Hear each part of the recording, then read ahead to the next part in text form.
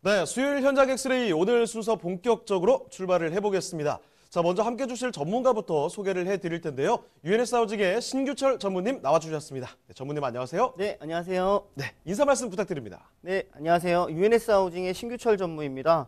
부동산의 답은 현장에 있습니다. 한 주의 중간인 매주 수요일 시청자분들이 현장을 엑스레이처럼 들여다볼 수 있게끔 정밀하고 세심하게 분석해드리도록 하겠습니다. 네, 오늘도 이 전무님과 함께 현장으로 떠나보기 전에 유익한 정보 한 가지 얻고 가겠습니다. 자, 이슈 브리핑 전해주실 텐데요. 어떤 브리핑 오늘 전해주실까요? 네, 철도를 따라가면 돈을 줍는다라는 말이 있습니다. 네, 오늘은 철도를 따라 불붙고 있는 집값에 대해서 한번 알아보도록 하겠습니다. 새롭게 개통되는 신안산선과 동북선이 내년 초 착공 예정을 앞두고 있습니다. 부동산들이 이렇게 들썩들썩하면서 부동산 시장에 대해서도 좀 기대감이 굉장히 커지고 있는데요. 새롭게 개통되는 이 신안산선, 동북선이 내년 초 착공하는 그 예정에서 신안산선은 지난 9월 착공을 이미 했습니다.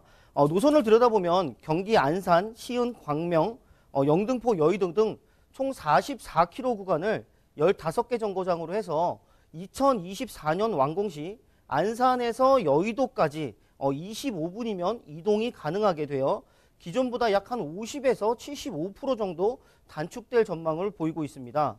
이 동북선 같은 경우는 상계, 미아, 고려대, 제기동, 왕십리 등 총 16개 정거장으로 해서 13km 구간이 되겠습니다. 완공 시 상계에서 왕십리까지 환승 없이 한 25분이면 도착이 가능하기 때문에 상대적으로 좀 열악했던 이 강북권 교통 환경에 크게 개선될 전망으로 보이고 있습니다. 동북선 같은 경우는 내년 초 이제 착공을 앞두고 있습니다. 이렇게 새롭게 개통되는 철길을 따라 인근 부동산들도 굉장히 좀 들썩들썩하고 있는데요. 신풍역에 있는 A 아파트 같은 경우는 2015년에 5억에서 현재 한 14억 정도 하는 것으로 보이고요. 장이 뉴타운 B 아파트 같은 경우에도 1년 사이에 한 1억 정도가 올랐습니다.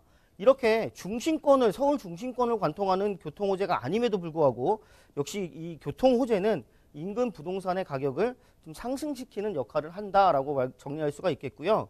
그렇다면 이제 서울 한복판을 관통하는 교통호재가 있다면 어떨까 이렇게 생각을 해보면 국제교류 복합지구의 내에 위치한 영동대로 통합개발을 들 수가 있겠는데요. 국제교류 복합지구에서 유일한 교통호재인 영동대로 복합환승센터 개발은 정말 좀 역대급으로 엄청난 개발 호재라고 할 수 있겠습니다. 현재에도 2호선과 9호선이 있는데요. 앞으로 KTX, 그다음에 GTX A 노선, GTX C 노선, 여기에 이제 위례 신사선까지 들어오게 되면은 한 6개의 철도가 한 곳에 모이게 됩니다. 뿐만 아니라 위쪽은 전부 공원이 되는 휘문고등학교에서부터 봉은사까지 한 630m 구간이 위에가 이제 공원이 되는, 그리고 아래는 지하 6층으로 파서 야구장 한 30개 정도의 규모의 지하 도시가 새로 생겨난 그런 엄청난 프로젝트가 있습니다. 상상이 안 갈 정도로 좀 엄청난 프로젝트고요. 주변 부동산들은 또한 어떻게 얼만큼 상승이 될지 기대가 좀 많이 모아지는 그런 개발 호재라고 할 수가 있겠습니다. 부동산 투자는 이렇게 큰 개발 호재를 따라가면 조금 더 안전하게 투자를 할 수 있다. 이렇게 정리하도록 하겠습니다.